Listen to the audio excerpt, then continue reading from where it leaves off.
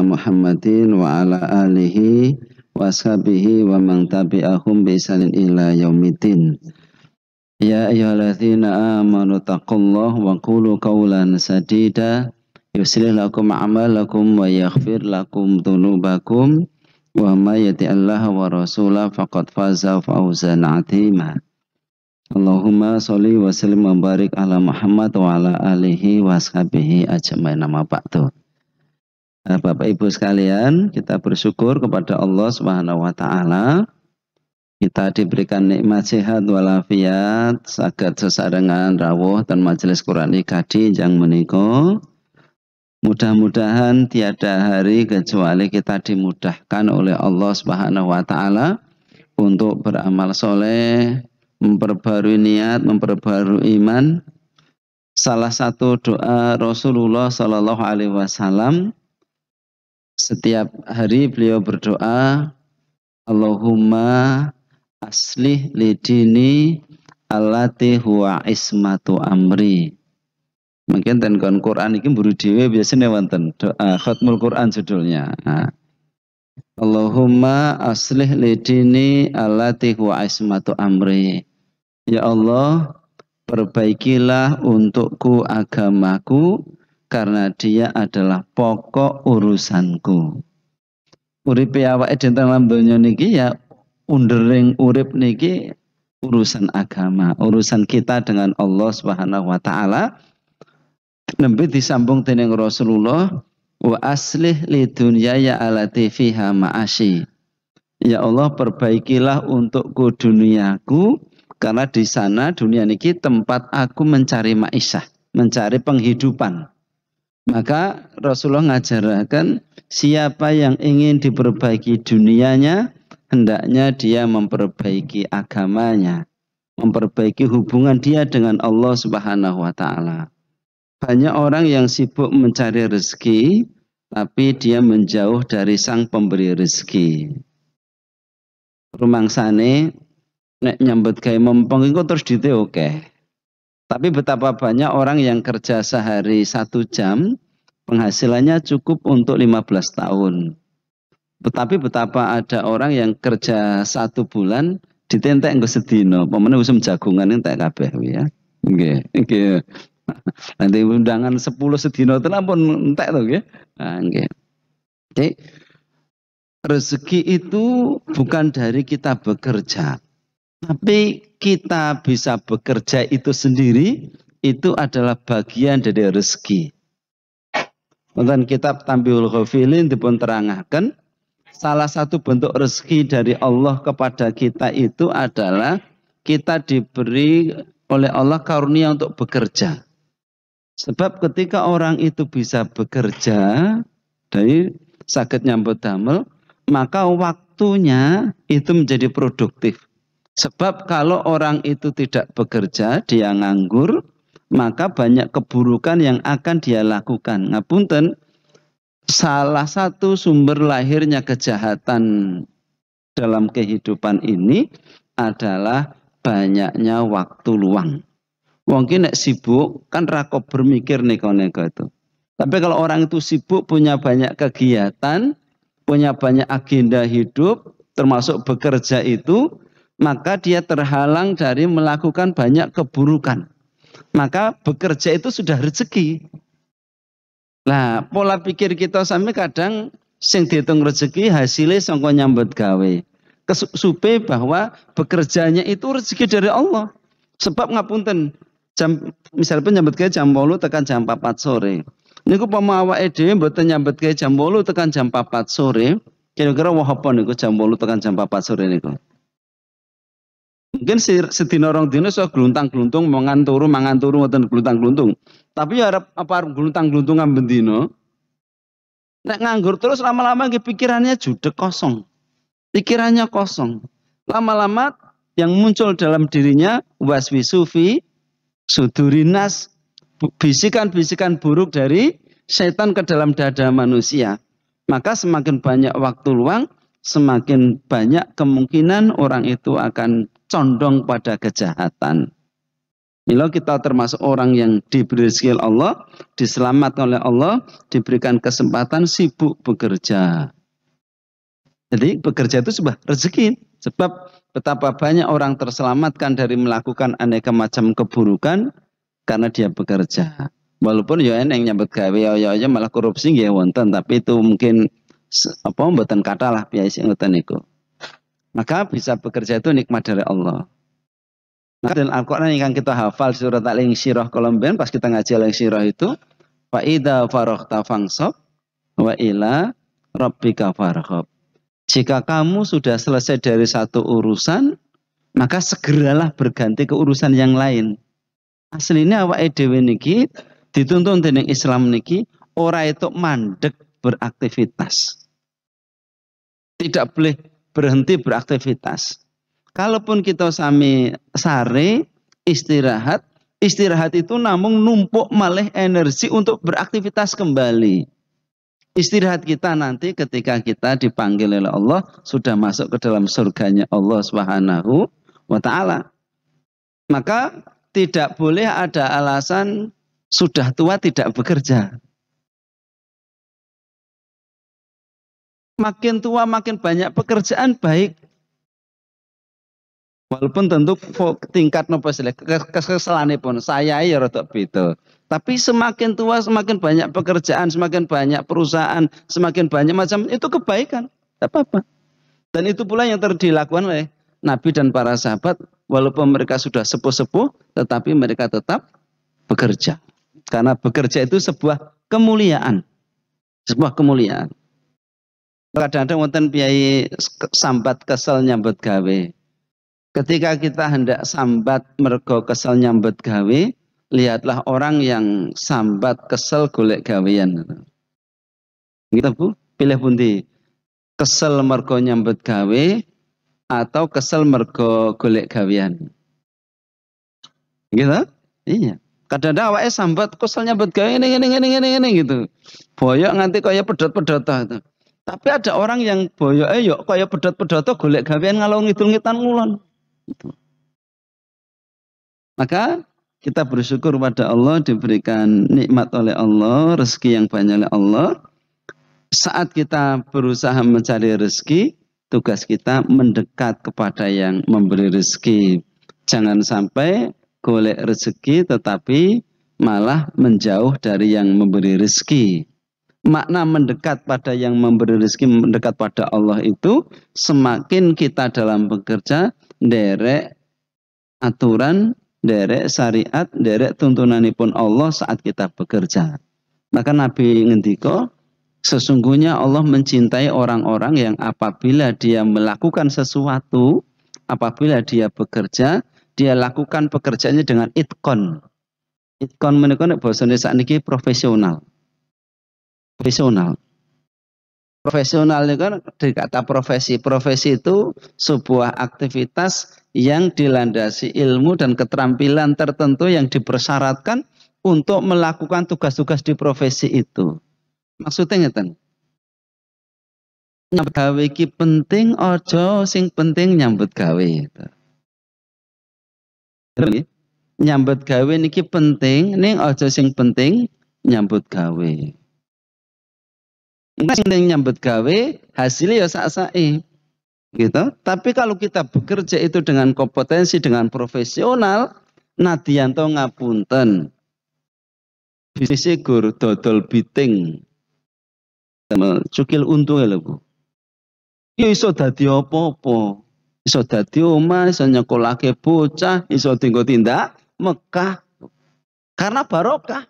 Dia bekerja dengan hati. Dia bekerja dengan rasa cinta, rasa syukur kepada Allah. Dan bukti rasa syukurnya menika, bekerja dengan hati menika, dia bekerja dengan kualitas. Dan itu yang diajarkan Islam. Maka sejak kita sholat kemauan kan, alladzina hum fi sholatihim khasyi'un. Qad aflahal mu'minun. Sungguh sukseslah orang-orang yang beriman. Siapa orang yang beriman yang sukses itu? Alladzina hum fi sholatihim khasyi'un. Mungkin dibuka surat 23. Surat Al-Mu'minun ayat 1 sampai 11. Orang-orang yang khusyuk dalam sholatnya. Riyen wonten Masjid Kota Timur, Palur kayak gitu lho, flyover Kulon Rail nika. Pas sasi poso niku kan tulisan. Salat kuwi penting ning aja sing penting salat. Salat penting ning aja sing penting salat. Dan Islam mengajarkan ngoten. Maka dalam Al-Qur'an itu ada parameter-parameter kualitas, ukuran-ukuran standarisasi ibadah, standar kualitasnya dengan kalimat alladzina hum fi sholatihim khasyi'un, yaitu orang-orang yang khusyuk dalam sholatnya. Mengerjakan seluruh aktivitas, tidak sekedar mengerjakan, tapi agama ini ketika menetapkan SOP, seluruh amal dalam agama ini kan wonten SOP-nya. Ada standar operasinya. Kersane napa ben amal-amal kita itu standar. Mulai dari tata cara wudhu wonten, tata cara sholat wonten. Itu SOP, standar operasi. Tujuannya apa? Biar kualitas pekerjaan kita, kualitas ibadah kita sami menika sesuai standar ingkang dipun kersakaken Allah Subhanahu wa taala. Sebab kita ngibadah menika inna sholati wa nusuki wa mahyaya wa mati lillahi rabbil alamin. Kita sholat itu kan dipersembahkan untuk Allah. Kok cara bodhonipun piyai ndamel produk, gawe roti, arep diekspor ning Malaysia. Pengen roti ini laris ning Malaysia ya kudu melu standare wong Malaysia. Nek roti ini standar papahan, kayak standar papan ra padha karo standar Malaysia lah ya. Guru kula nuntuk ning kono roti ini ora payu. Amal kita itu untuk Allah, maka Allah sudah memberikan garis-garis besar, SOP, standarisasi, cara melakukan amal yang diterima oleh Allah Subhanahu wa taala. Nah, itu tujuannya apa? Salate khusyuk, salate apik-apik akan mengimbas pada seluruh aktivitas kehidupan kita, seluruh apapun yang kita sentuh, yang kita kerjakan, hasilnya maksimal. Karena kita terbiasa bekerja dengan hati, beribadah dengan hati yang dinamakan ihsan menika. Bekerja dengan hati, maka hasilnya nanti ya maksimal gitu. Kalau hidup kita belum terasa maksimal hasil yang diperoleh, bisa jadi memang saat kita melakukan itu tidak dengan hati. Kepeksa, ngupeni keluarga kepeksa. Nganggo perasaan ora syukur, nyambut gawe karo anyel, kene ropot apa roh bojone malah goro tongkrang-tongkrong, kene nyambut gawe karo anyel. Wong ora mudeng gawean, kene wis umbah-umbah, wis masak, wis ngopomu, kono kok malah goro tongkrang-tongkrong tok gitu. Mecoco tok itu. Ya hasilnya tidak bagus karena memang bekerjanya tidak dengan hati, tidak dengan hati. Mila Islam sejak awal Rasulullah diutus oleh Allah Subhanahu wa taala, waladzi ba'atsa fil ummiyina rasulan minhum yatlu 'alaihim ayati wa yuzakkihim. Dia Allah yang mengutus seorang rasul, Rasulullah SAW, membacakan kitab, membacakan ayat-ayat. Tugasipun Nabi dengan membacakan ayat menika untuk mensucikan hati, mensucikan jiwa.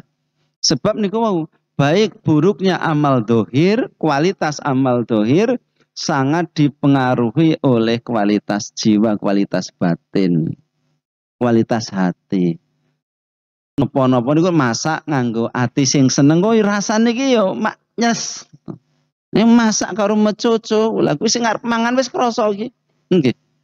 Kita tuh kadang-kadang disuguh daharan. Kuwi kayane pengen tanduk-tanduk wae. Mergo sing masak niku ya dengan cinta, dengan hati, mengharap ridho Allah. Nek sosok iki arep mangan iki kok nyawang tok wis awang-awangen. Karena sing masak mau ya karo mecoco gitu. Karo mecoco karo anyel, maka suasana hati itu akan terbawa pada apa yang kita hasilkan. Nah, ketika Allah Subhanahu wa taala nuntun kita sami melalui Al-Qur'an itu untuk mensucikan hati, supados ketika hati ini full kepada Allah, maka seluruh pekerjaan yang kita kerjakan juga akan memiliki kualitas. Dirasake awake sing nyambut gawe nggih kepenak, dirasakno wong liya, disang wong liya nggih kepenak. Ini nopo-nopo nek mboten nganggo ati niku wis nggih. Mila alhamdulillah kita sami dituntun agama niki nopo-nopo kudu. Kalian tahu si Ustadz Bimo niki. Ini nyambung materi minggu yang lalu. Ini Pak Joko sambung-sambung sidik. Minggu yang lalu Pak Joko matur salah satu sumber kesumpekan hidup yang melahirkan banyak keburukan dalam hidup itu ketika hati tidak lapang. Salah satu yang menyebabkan hati tidak lapang meniko adanya rasa dengki. Pak Joko ceritakan tentang orang-orang Yahudi yang pindah dari Palestina, dari Mesir ke Madinah. Mereka boyongan pindah ke Mekah Madinah karena dalam Taurat dan Injil dikisahkan bahwa Nabi yang terakhir itu nanti diutus oleh Allah di tanah yang banyak pohon kurmanya. Maka mereka meneliti ngecek ngadolan ngalor ngidul di daerah yang banyak pohon kurmanya. Lalu mereka pindah boyongan pemosa iki bedol desa ke Mekah dan Madinah. Tujuanipun muga-muga Nabi terakhir tetap dari orang-orang Yahudi. Ning qadarullah Allah memilih Muhammad bin Abdullah bukan dari orang-orang Israel, bukan keturunan Yakub, Ishak, bukan keturunan Ishak, tapi dari keturunan Ismail, yaitu suku Quraisy. Nah, gandeng anyel direwangi bedol desa tekan kono kok Nabi terakhir kuwi ora sangka kalangannya, maka mereka menyimpan dendam dan anyel kepada Rasulullah. Sebagian di antara mereka ada yang beriman, tapi banyak di antara mereka yang tidak beriman. Sampai puncaknya Bani Quraidah dan satunya Bani Napa niko diusir Rasulullah dari Madinah, sehingga sampai detik ini tidak ada orang Yahudi di Mekah maupun Madinah. Dulu awal-awal Nabi di Madinah, orang-orang Yahudi itu masih bersama Rasulullah. Tapi suatu saat mereka mengingkari janji, setelah piagam Madinah ditandatangani bersama, konstitusi negara Madinah tandatangani bersama bahwa mereka akan hidup berdampingan. Satu saat orang-orang Yahudi di Madinah itu berkongsi, berkomplot dengan orang-orang Quraisy, orang-orang kafir Quraisy, mengepung Rasulullah SAW. Ketahuan mereka mengkhianati Nabi, maka kemudian sejak saat itu mereka diusir oleh Rasulullah dari Madinah, dan sejak saat itu sampai hari ini di Madinah tidak ada komunitas Yahudi. Tapi selama mereka itu masih ada di Madinah waktu itu, tidak kurang bagaimana mereka, apa bahasanya, karena kedengkian itu mereka terus-menerus melakukan upaya untuk menghentikan, menyakiti, menghalangi dakwah Rasulullah Shallallahu Alaihi Wasallam.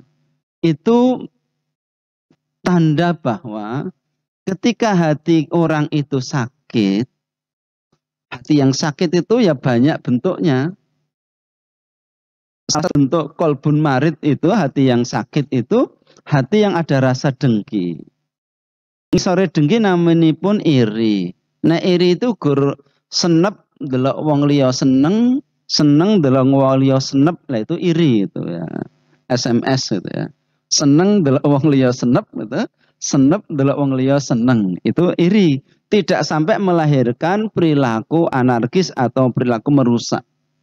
Tapi kalau sudah hasad, dengki, itu sudah sampai pada level berusaha bagaimana melenyapkan kebahagiaan orang lain. Nah ini guru atine panas ngoten tok. Ngerti iki udan barang tensine apa suhune 50 derajat. Udan barang kok suhu. Pak Joko sering matur tanggane beli kulkas kene malah panas. Kutune kulkas sih mari adem kok malah mari umep mulai nyolokne kleruan gitu. Ya itu. Iri saja. Tapi kalau dengki itu sudah sampai seperti orang Yahudi itu, sampai membuat makar kepada Rasulullah Shallallahu Alaihi Wasallam, sampai berbuat aneka macam untuk merusak reputasi. Kalau orang sekarang namanya karakter assassination, pembunuhan karakter. Jadi jempol kita sami, kalau itu berita-berita, verifikasi betul, tahan diri betul, cek betul, check and balances, cek betul. Jangan asal dapat berita yang cocok karo nafsu kita, terus sarser. Verifikasi betul, divalidasi betul. Kadang itu ada tulisan yang mengatasnamakan orang-orang tertentu yang kita pandang tokoh Islam. Sering dulu tuh. Apalagi Yusri Liza Mahendra, terus banyak orang sarser. Padahal Pak Yusri nggak pernah menulis seperti itu. Hanya namanya dipinjam oleh orang tidak bertanggung jawab untuk membuat tulisan tertentu, terus nyesore Prof. Yusri Liza Mahendra, terus kita sarser itu. Maka ini penting. Karena sarser berita buruk tentang seseorang itu sesungguhnya bagian dari rasa dengki. Punten, wong kuwi nek atine dengki sama orang, sebaik apapun orang kene mesti ora trimo gitu. Apa meneh kono wong elek tambah seneng banget kene gitu. Iya. Gitu ya. Tambah semangat nge-share itu. Maka kita orang Islam ini dalam Al-Qur'an dituntun oleh Allah, jika ada orang-orang munafik membawa berita kepadamu, dawuh Gusti Allah, fatabayyanu. Tabayun itu era sekarang namanya konfirmasi. Check and recheck, check and balances. Orang harus punya, kalau istilah di dunia jurnalistik, namanya pun cover box sites. Berita tentang A, jangan hanya kita pandang dari salah satu sudut narasumber. Bagaimana Kak yang lainnya? Jangan hanya versi kita, versi orang juga tentang hal itu bagaimana baru dikompromikan. Karena ngapunten, dunia kita itu, cara pandang kita itu hanya salah satu cara pandang dari sekian banyak cara pandang terhadap sesuatu.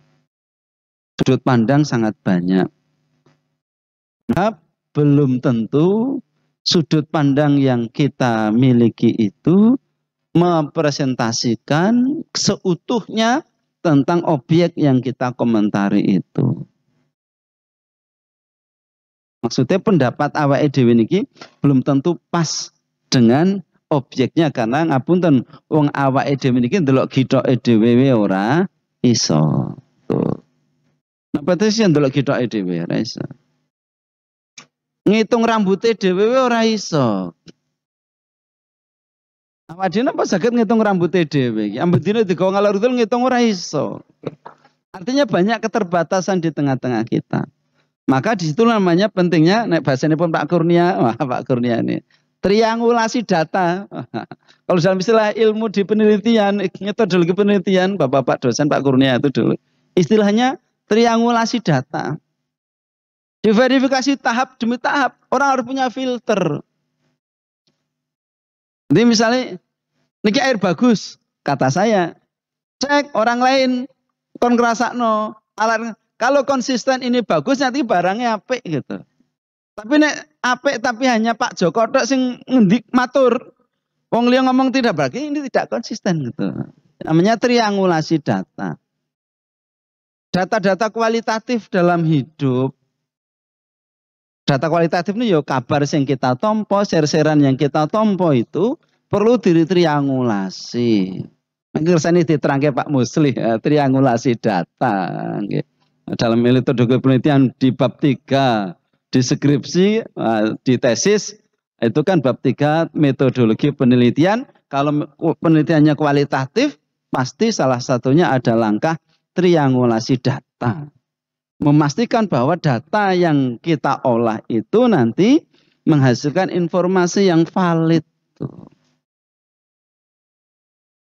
Data itu kan sumber untuk menjadi informasi. Informasi itu hudan bahasa Qur'ane gitu. Maka seorang muslim harus memiliki saringan-saringan yang banyak. Bahasa Qur'ane fatabayyanu.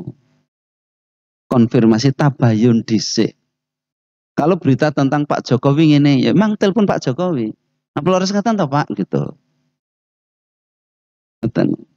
Digenahno ke A1-nya. Ojo kola wakila. Kola wakila itu konon katanya. Jarine koncone kancaku. Wah, logis repot Pak. Jarene koncone kancaku lah wis ora iso dilacak itu.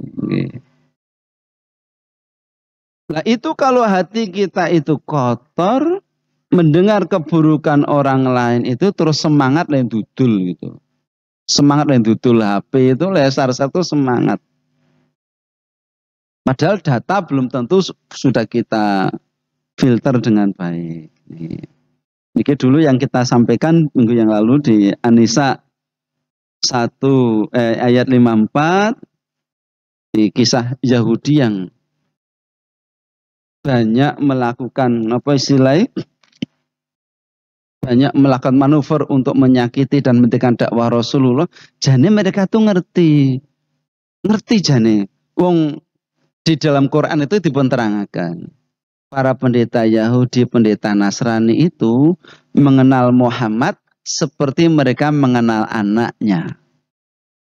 Hati niki jane ngerti, hati kecilnya itu, oh iki nabinya, iki Rasulullah, iki nabi terakhir. Ning gandeng ora sangka kalangane. Itu loh manusia loh, Pak. Kadang-kadang kebaikan itu kalau bukan datang dari kelompoknya, wis sok-sok ki kene angel menerima. Ke Ustaz apik. Ustaz sapa iki? Oh dudu ikade ora apik kae, Pak. Tuh, berat itu. Orang Yahudi itu tahu, ini Muhammad itu nabi, tahu mereka di Al-Qur'an sampai mengatakan Allah ngendika mereka mengenal Muhammad itu seperti mereka mengenal anaknya sendiri. Maka sebagian antara mereka ada yang beriman, sebagian mereka karena hatinya tertutupi oleh rasa dengki, penyakit hati itu gak iso nompo. Hati kecilnya oh iki Muhammad ki nabi. Ning rasa dengkinya itu menyebabkan dia tidak mengakui Muhammad kuwi nabi. Atine ngakoni ning lambene gak gathuk karo tangane gak gathuk. Karena gara-gara Muhammad bukan dari kalangannya. Hati-hati awake dhewe, jangan sampai duwe perasaan, duwe rasa dan hati, gandeng duduk Ustadz Ikadi aku rapati srek, ampun.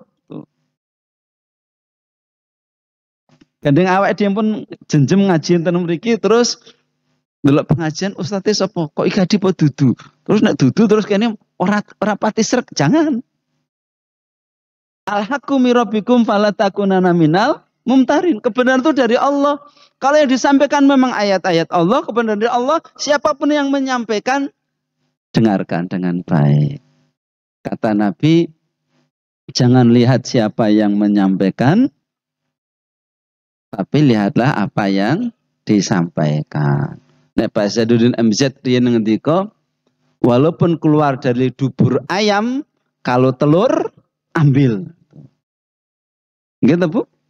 Walaupun metu sangka silit pitik, nek ndok cipuk. Pemene 2 kintal. Bisa tinggo roti pira minggu. Gitu. Iya, niki. Iya niki. Jadi salah satu keburukan orang Yahudi yang di hatinya ada rasa dengki itu, gandeng kebenaran itu bukan dari kubu mereka, terus kene ora iso nompo. Tapi kita dituntun oleh Islam ini, kebaikan dari manapun, jikalau itu memang kebenaran, siapapun yang menyampaikan, dengarkan. Suatu saat Umar bin Khattab tindak-tindak terus roh cah cilik angon wedhus ke banget itu. Wedhus muka kabeh mboten kula mengangon. Tak tukune siji.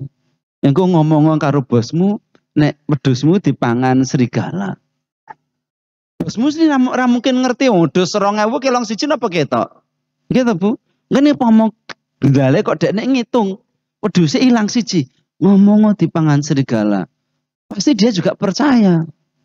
Anak kecil itu langsung menjawab, fa inallah. Kalau begitu di mana Allah? Mendengar jawaban itu Umar bin Khattab langsung berebes milih itu. Saya ngomong cah cilik, angon wedhus. Dolen sisi tak tukune nyotak duit. Bosmu ya ora ngerti to. Engko pomong ngerti karek jawab dipangan macan siji rampung. Tapi anak kecil tadi menjawab, fa inallah. Kalau begitu di mana Allah? Begitu dijawab begitu, Umar langsung meneteskan air mata. Masya Allah. Apa maknanya? Kebenaran dari siapapun, kalau memang itu kebenaran, ambil. Jangan melihat siapa yang ngendikan. Mungkin yang ngendikan kalau tetap menungso tetap wong di dosa. Gitu, Bu. Walaupun ucapan-ucapan baik, kalau yang menyampaikan itu manusia, pasti sing ngendikan kuwi duwe dosa kecuali Rasulullah. Terus mboten? Nek awake ndelok dosane wong, kesalahane wong sing ngendikan, tidak fokus apa yang disampaikan, selamanya kita tidak akan pernah mendapatkan pelajaran kebaikan. Sosokan nonton piyayi, nonton kultum nonton masjid. Terus jamaah njeleduk jarkoni we. Terus jarkoni, Bu? Ngerti jarkoni ora, Mak? Iso ujar ora iso nglakoni. Ngomong tok we ngono to. Karena yang kita lihat bukan apa yang dia sampaikan, tapi siapa yang nek ngoten terus, itu namanya kita mendengarkan dengan hati kita yang penuh sakit itu.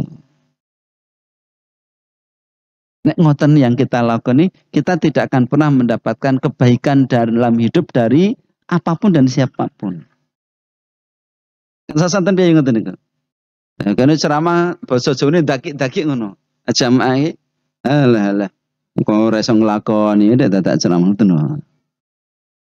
Nah, kalau itu berarti kita saudara, Bu, kita menyiapkan barrier namanya. Tembok antara kita dengan kebaikan.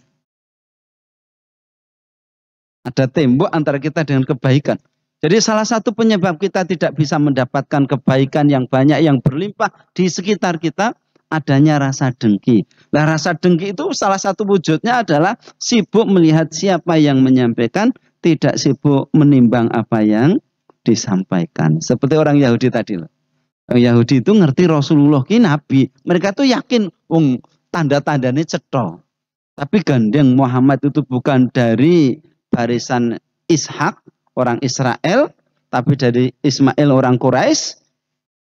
Gandeng bukan dari partainya, bukan dari golongannya, terus kebaikannya itu gak ditompo, kebenaran itu terkalahkan.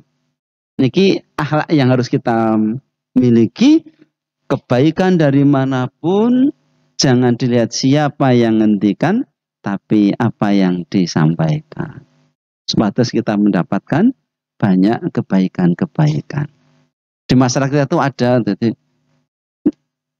ada orang-orang yang isi pengajian sopo, sangko ngendi, formasi opo. Ngurunge pengajian lo dadak len dridi so kayak biang itu kuwi. Datang saja nama itu tolabul ilmi pada seritonipun Allah Subhanahu wa taala.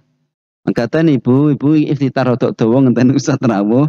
Alhamdulillah sudah rawuh Ustaz Bimo. Materi hari ini nanti Ustaz Bimo materi fikih dan usul fikih. Monggo nanti banyak hal bisa ditanyakan ke beliau. Harusnya beliau pekan kedua, tapi pekan kedua kemarin beliau ada tamu dari Mesir.